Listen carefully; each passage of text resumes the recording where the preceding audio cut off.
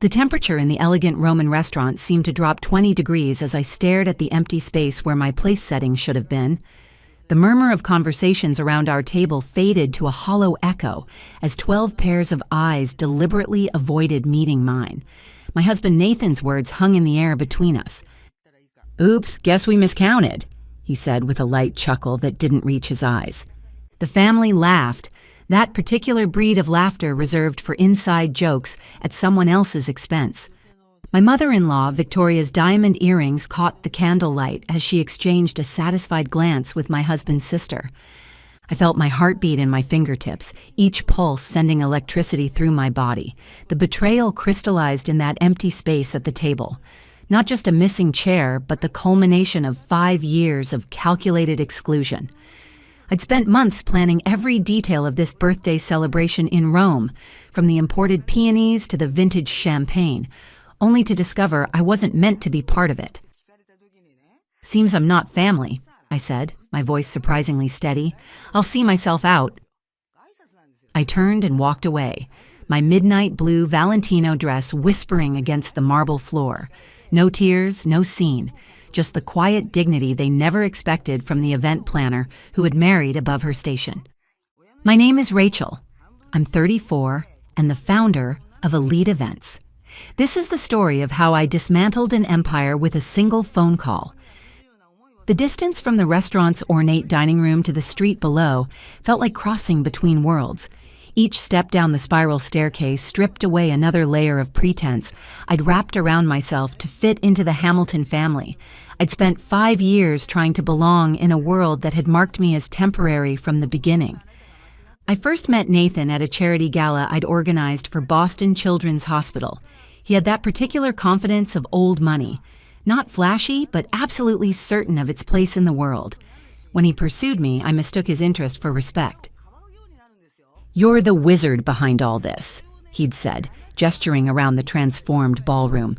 "My mother has been trying to find someone competent for her foundation events. I think I just found her answer." I should have recognized then that I was being assessed for my usefulness rather than my worth. But Nathan's charm was persuasive, and when he proposed 11 months later, I silenced the warnings in my head. The Hamiltons were Boston aristocracy, their fortune tracing back to shipping and railroads. Victoria Hamilton's first words to me as her future daughter-in-law had set the tone for everything that followed. "Self-made success is so American," she'd said, her smile never reaching her eyes. Throughout our marriage, the undermining was systematic. My opinions sought, then dismissed. My background in event planning treated as a charming hobby rather than a successful business. "Rachel has such a good eye for these things," Victoria would tell her friends, patting my hand. "It's almost like having a personal party planner in the family." Nathan never defended me. "That's just how Mother is," he'd say with a shrug. "Don't take it personally." But it was personal. And it had culminated here in Rome at Victoria's 70th birthday celebration, a week-long event I'd thrown myself into planning, leveraging every industry contact I had, even using my own company's credit line when the Hamilton deposits were mysteriously delayed. Now, standing outside the restaurant, I checked my watch. The Hamiltons would need exactly 30 minutes to realize what I was about to do, 30 minutes to transition from smug satisfaction to utter panic. I walked to a small cafe across the street, ordered an espresso, and pulled out my phone. As the event planner who had made all the arrangements, whose company credit line secured the deposits, I had the authority to make changes. The digital trail of emails, contracts, and payment authorizations all bore my name and signature. Not Victoria's, not Nathan's. I'd insisted on this arrangement after several past Hamilton events had payment complications that left vendors calling me directly. My business reputation was on the line, so I'd made sure I maintained control of all arrangements and finances for this trip. With methodical precision, I began canceling everything. First, the remainder of tonight's dinner, the 7-course tasting menu and 3-tiered birthday cake, then tomorrow's vineyard lunch, the private Vatican tour, the yacht for the Amalfi Coast excursion, the villa in Tuscany for the final weekend. One by one, I transferred the deposits back to my business account. My phone buzzed with a text from Nathan. "Where are you?" Stop being childish and come back. I ignored it and continued my work, a strange calm settling over me. This wasn't impulsive rage, it was calculated reclamation. Another text arrived. Mother is upset. You're embarrassing yourself. I smiled at the screen. Nathan still thought this was about hurt feelings or a tantrum. He had no idea what I'd discovered while planning this trip. 3 weeks earlier, Nathan had left his laptop open in our hotel suite while he took a shower. A message preview from V caught my eye. Can't wait to see you in Rome. Have you told her yet? I'd never checked his phone or emails before. I'd always respected his privacy, but something made me look that morning. Perhaps it was the gradual accumulation of red flags, his late nights, the sudden password changes on his accounts, the way he angled his phone away from me when texting. The message thread with Vanessa Hughes, his college girlfriend, the woman his parents had always adored, went back months. Plans made, a future discussed, and a baby, their baby, due in 4 months. I took screenshots and forwarded them to myself, then continued my investigation. Having handled the family's event-related finances for years, I had access to various accounts and documents for planning purposes.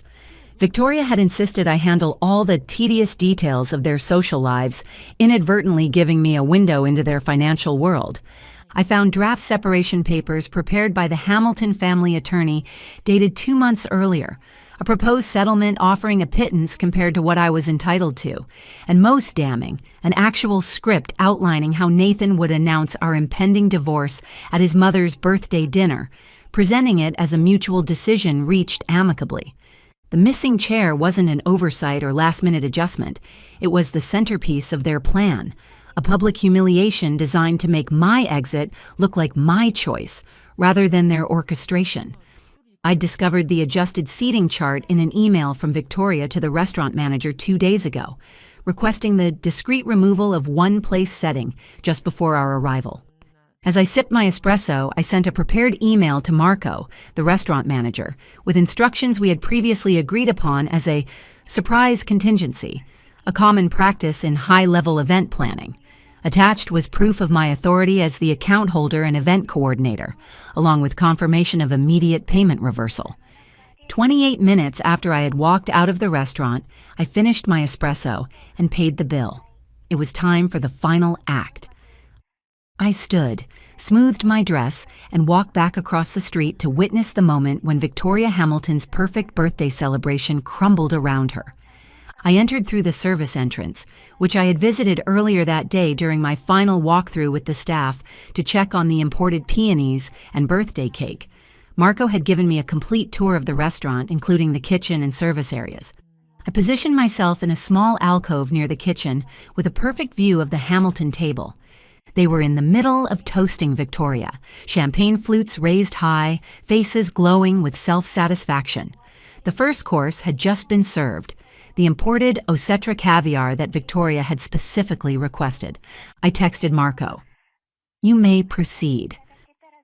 From my hidden vantage point, I watched as Marco approached the table with 2 other staff members. He leaned down to speak quietly to Richard, Nathan's father, who sat at the head of the table. Richard's expression changed from polite interest to confusion, then alarm. He pulled out his wallet, speaking more animatedly to Marco, who shook his head apologetically, showing Richard something on a tablet. By now, the entire table had noticed the disruption. Victoria set down her fork, her regal posture betraying the first hints of tension. Nathan was staring at his phone, presumably reading my latest text explaining exactly what I had done. All deposits have been returned to my company account. All arrangements for the week canceled. Your family's financial issues are about to become very public. Enjoy your caviar. The scene unfolded like a perfectly choreographed ballet of chaos. Richard stood, his face flushed. Victoria's hand flew to her diamond necklace, clutching it as if for support. Nathan's sister was frantically whispering to her husband, and Nathan sat frozen, his face drained of color. My phone rang, Nathan calling now, not texting. I declined the call and watched as he stood abruptly from the table, nearly knocking over his chair as he stepped away to try again. This time I answered. Rachel, he hissed, his voice a mixture of fury and panic. What the hell do you think you're doing? Seems I'm not family, I repeated calmly. So I'm not responsible for family celebrations. You need to fix this right now. Do you have any idea how humiliating this is for my mother? For all of us? I have exactly the idea, Nathan. That was the point. Where are you? His voice changed, desperation creeping in. We need to talk. I can explain about Vanessa, about everything. I'm sure you can. The problem is, I've seen the financial statements, Nathan. I've seen the emails. I know the Hamilton empire is crumbling, and I know you've been hiding assets offshore before filing for divorce. His sharp intake of breath confirmed what I already knew. He had underestimated me, just as his family had from the beginning. Those were private... Yes, they were. Just like the text messages from Vanessa about the baby, just like the script for announcing our divorce at your mother's birthday dinner, just like the seating arrangement deliberately excluding me. Silence on the line. In the restaurant, I could see Marco now speaking to the entire table. Several other diners were watching with undisguised interest. The Hamiltons' humiliation was becoming a public spectacle, exactly what they had planned for me. Rachel, please. Nathan's voice had lost all its aristocratic confidence. You don't understand what this will do to us. I understand perfectly. That's why I did it. We can work this out. Come back to the hotel. I'll meet you there in 20 minutes. No, Nathan. I don't think we can work this out. I ended the call and stepped out from my hiding place. It was time for my final appearance as a Hamilton. As I approached the table, 12 pairs of eyes turned to me, some angry, some fearful, all disbelieving. Victoria spoke first, her voice shaking with fury. How dare you ruin my birthday? I smiled, feeling a strange sense of calm. I learned from the best, Victoria. After all, isn't this exactly what you planned for me? A public humiliation, an orchestrated exit. The only difference is I changed the ending. Richard stood. This is outrageous. You had no right. I had every right, I interrupted. Every contract, every reservation, every arrangement was in my name or my company's name. I simply adjusted the plans. You'll regret this, Nathan's sister spat. When Nathan divorces you, you'll get nothing. That's where you're wrong, I replied, looking directly at Nathan. I have copies of everything. The offshore accounts, the hidden assets, the fraudulent business dealings. I'm sure the IRS will find it all fascinating reading. Their faces turned ghostly white as the implications sank in. In that moment, I felt no triumph, no vindication, only a profound sense of liberation as I turned and walked away from the Hamilton family for the last time. I left Italy the next morning, upgrading myself to first class on a direct flight to Boston, using points I'd accumulated planning the Hamiltons' previous vacations. Behind me, I left a family in crisis, their carefully constructed facade crumbling in real time. Through the hotel concierge, I learned that the Hamiltons had paid for their dinner with Victoria's vintage Bulgari bracelet as collateral until a wire transfer could be arranged. By morning, word had spread through Rome's high-end hospitality network that the illustrious American family was having payment difficulties. The remaining vendors I hadn't personally canceled began requesting upfront payments rather than promises. My phone was flooded with messages, some threatening, others pleading. Richard, this is actionable. Our lawyers will be in touch. Nathan's sister, you've made the biggest mistake of your life. Victoria's message was the most revealing. I always knew you were common. This vindictive display only proves what I've said from the beginning. But it was the succession of messages from Nathan that told the real story of a family in free fall. First, you have no idea what you've done. Father had a minor heart episode. Is that what you wanted? Then, the Prescotts and Whitmores saw everything. Do you know what this means for our standing? Later, the hotel is demanding payment for the entire week up front. They say all guarantees have been canceled. And finally, please, Rachel, I need to talk to you. It's about more than us now. I didn't respond to any of them. Instead, I forwarded the financial documents I'd gathered to my lawyer with instructions to hold them securely until needed. If the Hamiltons pursued litigation, I would be prepared. When I arrived home to our Beacon Hill brownstone, I hired a moving company to pack my personal belongings. I took only what was unquestionably mine: clothes, jewelry I'd purchased myself, my collection of first edition books, and the artwork I'd acquired before our marriage. Everything else, including the wedding gifts and items purchased jointly, I left behind. I wanted nothing that could tie me to the Hamiltons' web of deceit. 2 days later, the Boston Globe published a small item in their society section called Investment Group Faces Inquiry. The article mentioned financial irregularities and questions from investors. While it didn't make front-page news, it was enough to send ripples through Boston's social circles. Nathan appeared at my new apartment unannounced 1 week after I returned from Rome. He looked haggard, the polished veneer of privilege replaced by genuine desperation. "You need to come home," he said when I opened the door. "This has gone far enough." "This isn't a negotiation tactic, Nathan. This is divorce." He stepped inside without invitation, running his hands through his disheveled hair. "The SEC is looking into father's accounts. 2 board members have resigned. Mother had to cancel her charity gala because 3 major donors pulled out." "That sounds like a Hamilton family problem," I replied. "Not mine." "It's your problem if I go down with the ship," he countered. "We're still married. My debts are your debts." I allowed myself a small smile. "Not when I have proof that you deliberately excluded me from financial decisions and hid assets with the intent to defraud me in divorce proceedings. My lawyer assures me that's enough to protect me." His facade cracked completely then. Nathan sank onto my couch, head in his hands. "I never wanted it to be like this." "What did you want, Nathan? To marry me for my event planning skills? To use me to manage your social calendar while you reconnected with Vanessa? To discard me when I was no longer useful?" "It wasn't like that in the beginning," he said quietly. "I did love you. But not enough to stand up to your family, not enough to be honest about your affair." I sat across from him, feeling strangely calm. "When is the baby due?" His head snapped up. "How did you—" "4 months, according to the texts I saw. Congratulations." A heavy silence fell between us.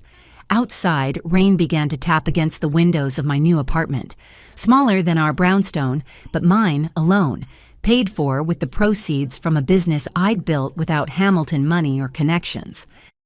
"I'll give you whatever you want," Nathan finally said. "Just hand over those documents and sign an NDA.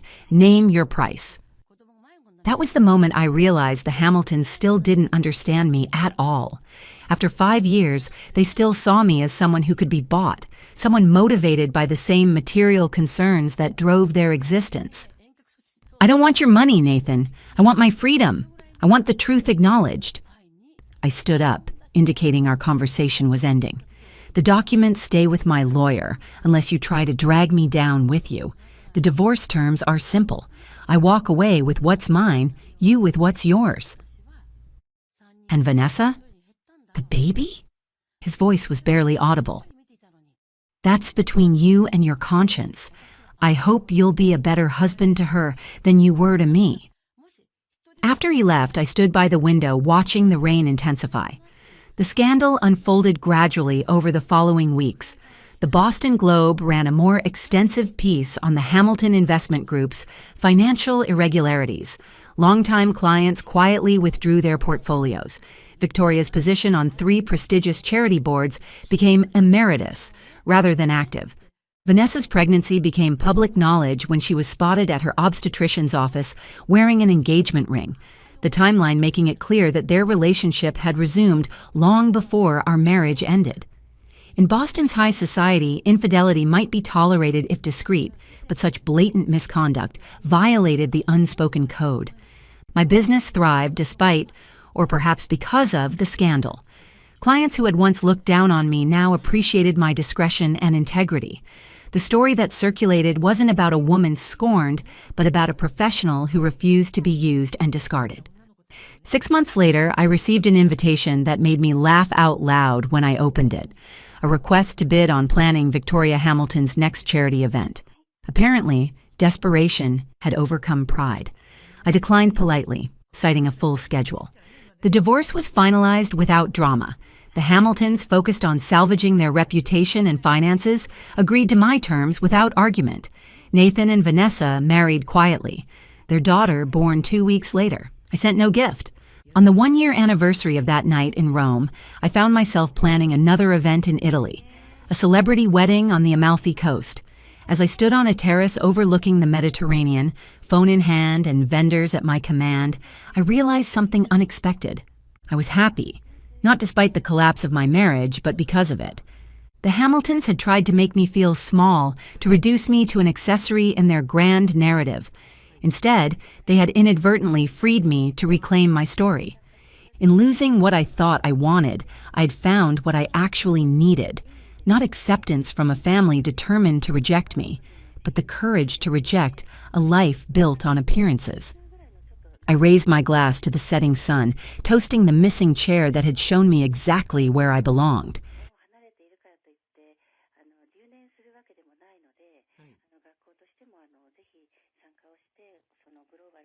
The wine glass slipped from Pamela's manicured fingers, shattering against the marble floor in slow motion. Every eye at the dinner table turned toward the doorway where Director Wilson stood, federal badge gleaming under the chandelier light.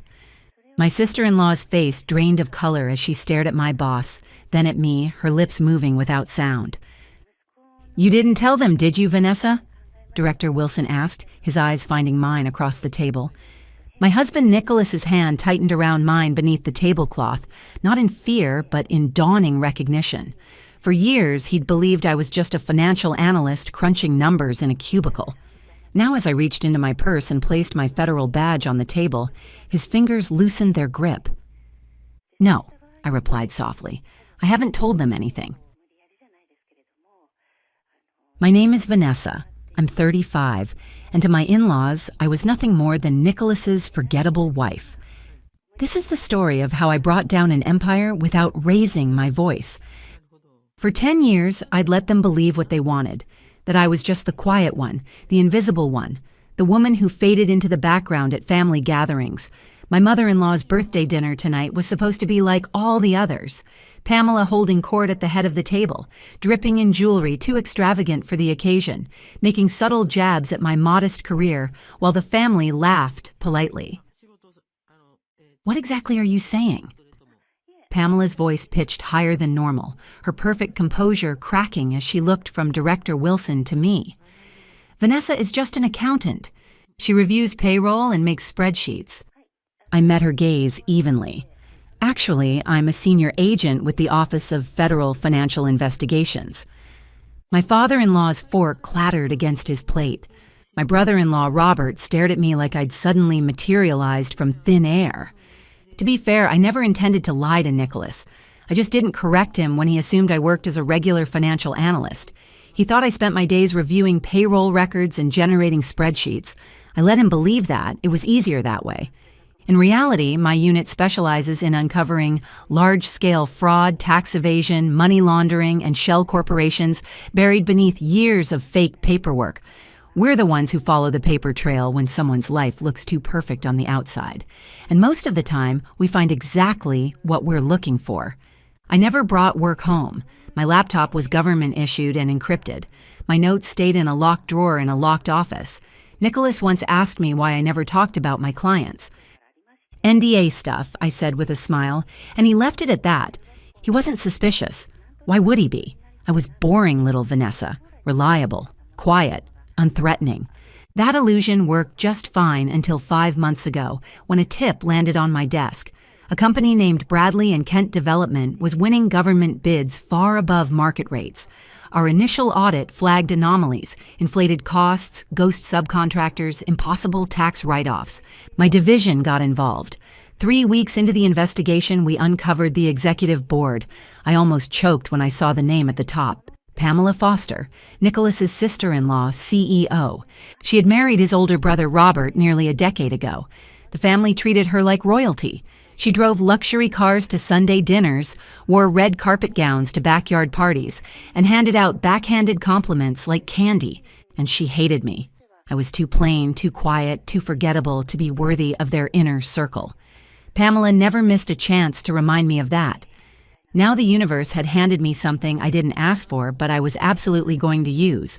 Not for revenge, for justice. Nicholas knocked gently on my office door that morning. I was already at my desk, reviewing expense ledgers linked to Bradley and Kent. My coffee had gone cold. I hadn't touched it in an hour. "You're skipping the dinner tonight?" he asked, already bracing for my answer. I didn't look up. "I've got a full docket." "It's Mom's birthday, Ness." His voice softened. "You know she'd love to see you. Pamela is already saying you won't show because you think you're better than the rest of us." I closed the folder slowly and looked at him. He wasn't wrong. That's exactly what Pamela would say. "She thinks I'm some bitter wallflower," I said dryly. "It's fine. Let her." But Nicholas just stood there, his eyes tired, his shoulders slightly slumped. "Can you come? Just for an hour?" I sighed. "Fine, but I'll be late." What I didn't say was that before I arrived, I'd be meeting with my director and our internal legal team. The documents we'd been compiling, wire transfers, falsified invoices, shell acquisitions, were enough to justify a full federal audit. That morning, I signed off on the official request to freeze Pamela's business accounts. By 9 a.m. tomorrow, she'd be under investigation, and there would be no escaping it. Still, I kept my promise. That evening, I dressed simply. A black blouse, gold studs, and a low bun, and drove to the Foster family estate, which sat smugly on a hill like it owned the valley beneath it. Pamela's pride and joy. I arrived just before 8 p.m. The driveway was full of imported cars. The house glowed like it had been lit for a magazine shoot. As soon as I walked in, Nicholas's mother greeted me with warm eyes and a relieved smile. "Pamela has been asking about you," she said. I smiled politely. Of course she has. From the dining room, I heard silverware clinking and glasses chiming. Laughter floated through the air, elegant, rehearsed. I stepped inside and saw Pamela at the head of the table, wearing a sequined gold gown, a diamond necklace too large for the occasion, and a smile sharp enough to draw blood. "Well, look who decided to grace us with her presence," she said, lifting her glass. "Busy night at the accounting firm?" Nicholas reached under the table and squeezed my hand gently. I returned her smile with calm precision. Something like that. Dinner was served with all the ceremony of a royal banquet. Pamela had imported a private chef for the evening. French trained, she boasted, and insisted on announcing every course as if she'd personally curated the menu from Versailles. "Braised lamb over parsnip puree," she purred, waving toward the plates. "But of course, if anyone's still counting calories, there's a garden salad for the accountants among us." A few awkward chuckles rose from the table. Nicholas gave me a sideways glance. I didn't flinch. I was used to it. Pamela thrived on performance, and humiliation was her favorite stage trick. "So, Vanessa," she continued, setting down her wine glass with a graceful clink, "tell us what's new in your thrilling world of spreadsheets and tax forms." I met her gaze, calm and unfazed. "It's been a busy quarter." She smirked. "I'm sure. Meanwhile, Bradley and Kent just closed the deal on a $60 million development in Midtown. Ever heard of a contract that size, Nicholas?" Nicholas forced a tight smile. "Can't say I have." "Well," she said, lifting her glass again, "not everyone can handle numbers with that many zeros." "Right then," she turned back to me. "But I'm sure you're doing important work, small business audits, that kind of thing." I took a sip of my water. "Something like that." Her eyes glittered. "You know, you should come shadow me one day, get a glimpse into how real companies operate. Not everyone can survive in the deep end." Under the table, Nicholas's hand tensed against mine again. He knew I was holding back, and he also knew what it meant when I stayed this calm. "But you're lucky, really," Pamela went on, her tone mockingly sincere. "You don't have the pressure I deal with. Regulatory agencies breathing down my neck, lawsuits, tax reviews. It's exhausting being a leader. Across the table, Nicholas's father let out a light chuckle. Sounds like you need a vacation. Pamela laughed. Maybe I'll take the yacht out again, the one we picked up in Cannes last month. You remember, Rob? Her husband nodded, grinning, entirely oblivious. Just as I was preparing to excuse myself, Nicholas's mother looked around. Are we expecting another guest? Oh, yes, Pamela beamed. I almost forgot. My new business partner should be arriving soon. I told him to join us for dessert. He's very influential, government ties even, a brilliant man. She reached for her glass again, lips curved smugly. You'll love him, Vanessa. He's from your world, just slightly higher up.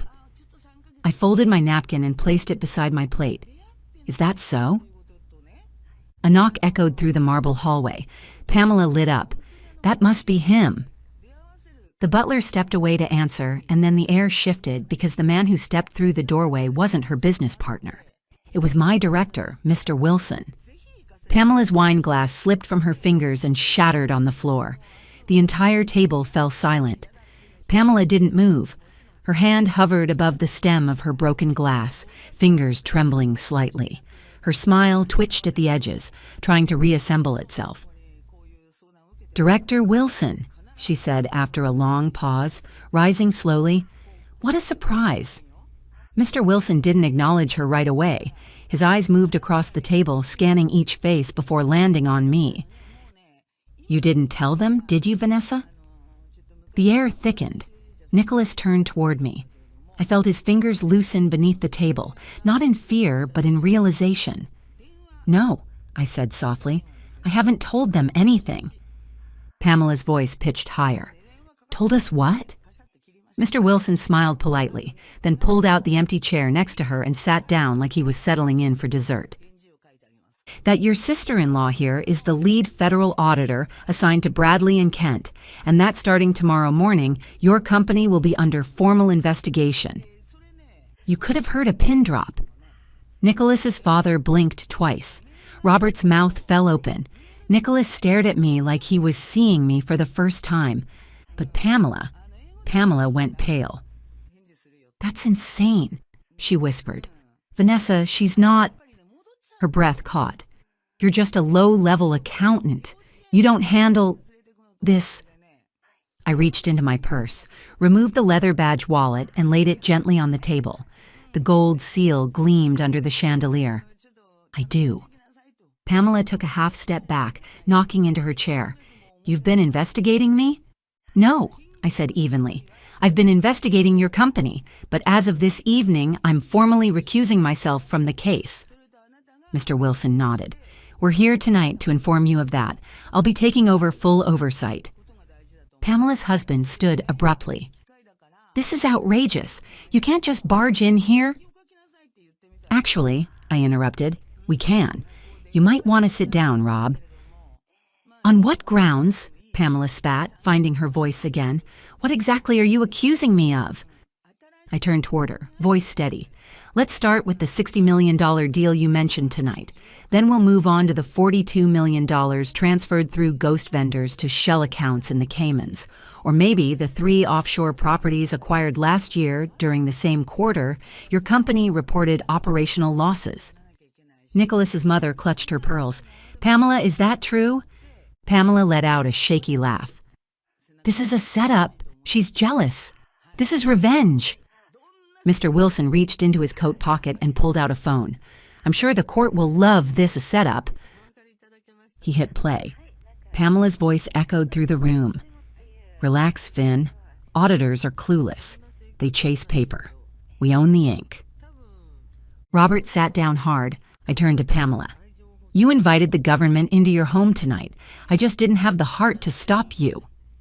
Pamela lunged across the table, snatching the phone from Mr. Wilson's hand as if she could erase her own words by sheer will. Her face was taut with panic now, lipstick smudged, nostrils flared. This doesn't prove anything, she barked, waving the phone. You're bluffing. You don't have real evidence. I calmly reached for my briefcase and unlatched it. I'd like to remind you, Pamela, I said, laying a folder flat on the table, that 3 months ago you invited me to your office. You asked me to review your corporate returns because you said they bored you. I spent 4 uninterrupted hours in that space. She froze. You mean, yes, I said, flipping open the folder, revealing time-stamped photographs. The safe behind the Van Gogh replica, the set of ledgers marked miscellaneous contracts. I recorded every page. Her hands trembled now. You sneaky little... Careful, Mr. Wilson warned, voice cold. That's the kind of language people tend to regret under oath. Robert finally spoke, his voice thick. This can't be real. Nicholas leaned forward, his voice steady for the first time all night. You lied to all of us, Pamela. You bragged about deals you knew were illegal. You mocked my wife while she was building a case to save people from your fraud. I wasn't hurting anyone, she screamed. You think rich investors care where the money comes from? My voice dropped an octave. Your company redirected retirement funds from a federal employee union to fake contractors.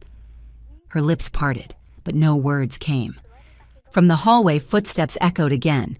2 plainclothes agents entered, their jackets marked with federal ID. Ms. Foster, one of them said firmly, we have a warrant for your arrest. Pamela backed away, knocking over a chair. You can't do this. This is my house. No, I corrected. This house was purchased with laundered funds. It's government property now. Nicholas's mother burst into tears. His father said nothing. He simply stared down at his empty plate like he might never eat again.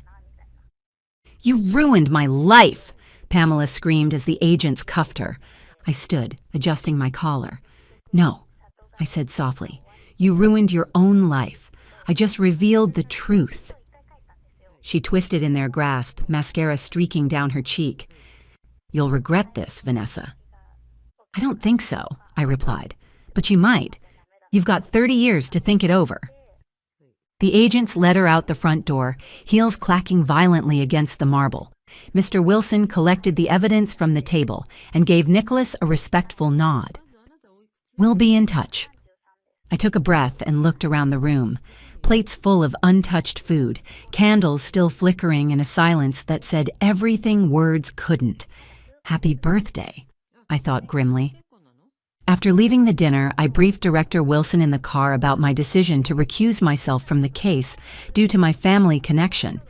We had planned this confrontation carefully. Earlier that day, I had called him to explain Pamela's mention of a government partner joining for dessert. We both realized it was the perfect opportunity to serve the warrant that our legal team had prepared that morning. The timing couldn't have been better. Pamela had essentially invited federal agents into her home on the very night we were ready to move forward with the case. The next morning, I woke early and turned on the news. As expected, the story had already broken. Every major outlet ran with the headline, Bradley and Kent CEO arrested in multi-million-dollar fraud probe. Underneath was a photo of Pamela being escorted into a federal vehicle, her designer coat draped awkwardly over cuffed wrists. Her usual smirk was gone, replaced by a stunned blankness that made her look suddenly ordinary. At my desk, I sipped black coffee and watched the news in silence. They're reporting losses across 4 states, my colleague Jane said, placing a thick binder in front of me. 3 offshore properties seized, at least $130 million in redirected funds, most of it from public infrastructure grants. Any sign of where the rest is? I asked. We're working on it. She wasn't alone. Of course she wasn't. These schemes never run solo. Pamela was the face, the charm. But behind her was a web of partners, fake board members, shady consultants. And Robert, her husband, had insisted he knew nothing, but under pressure, he'd started to crack. That week, I watched a different kind of collapse unfold. Nicholas sat on the edge of our bed one night, face buried in his hands. I don't get it, he muttered. Robert was always the favorite, the golden one, and now he's bargaining with the DA. I placed a hand on his back. That's what happens when everything is built on a lie. His voice broke. My parents. They trusted her with everything. The house, their savings. She took it all. She didn't just take money, I said quietly. She took their pride. The mansion was seized within 10 days. I helped Nicholas's parents relocate to a modest home closer to town, quiet, manageable, and fully theirs. His mother cried when she signed the lease. "Thank you," she said, holding my hands. "We treated you like you were invisible. I'm so sorry." "You were just looking in the wrong direction," I said. "Pamela knew how to shine, but you can't fake integrity." About a month after the arrest, I met Pamela again, this time in an interrogation room. Her once perfect hair was limp, her blazer wrinkled, and her nails chewed down to nothing. "Well, if it isn't the quiet little accountant," she sneered. "I'm not here for revenge," I said. "I'm here to offer a deal." She scoffed. "Why would you do that? After what I said, what I did?" "Because you have a choice," I said simply. "Give us the names, help us recover what you stole, and we might get that 30-year sentence down to 10. Her mask cracked, and 3 hours later, she started talking. 12 more arrests followed. Nearly $150 million was recovered. And with that, the empire Pamela built on glitter and deception was reduced to files, warrants, and closed accounts. Sentencing came 6 months later. Pamela got 12 years. Robert got 8. The rest of the inner circle received between 5 and 15, depending on how cooperative they'd been. Some cried in court. Some stared blankly ahead. Pamela didn't look at me once. I didn't need her to. That day, Nicholas's mother hugged me in the courthouse hallway, her arms trembling. "I'm so sorry, Vanessa," she whispered. "We never saw you. You were right in front of us, and we looked past you." I held her gently. "You weren't looking past me," I said. "You were staring at a spotlight. I just don't need one." Nicholas and I went home that evening in silence.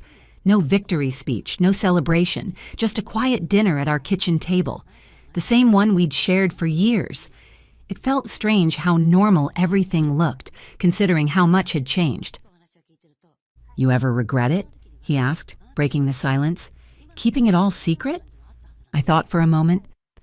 "I don't regret protecting the truth. Some things only work when they stay hidden long enough to matter." He nodded. "I just hate that it was her." "So do I admitted. "But that's the irony of arrogance. She handed me the keys to her empire the day she decided I wasn't worth watching." Later that night, I sat alone in my home office. On my desk was a framed photo from that birthday dinner, taken seconds before it all collapsed. Pamela stood in the center, glass raised, grin wide. I looked at her frozen expression and wondered how many lives she'd broken just to keep that smile. We still don't talk. She sends the occasional letter from prison, mostly demands and threats. I don't respond. Her empire's gone, her power dissolved, and her name now lives in a file we teach new agents, the Foster collapse. Mr. Wilson retired 2 months later. Before he left, he handed me his badge. "You've earned this," he said. "You don't need to be loud to be effective. You just need to be sharp." I'm still with the Bureau, still quietly digging through numbers that don't quite add up. I don't need people to know my name. I don't need their approval. But I've learned something. Sometimes justice doesn't roar into the room. Sometimes it walks in quietly, smiles politely, sits down at the table, and brings the whole house down.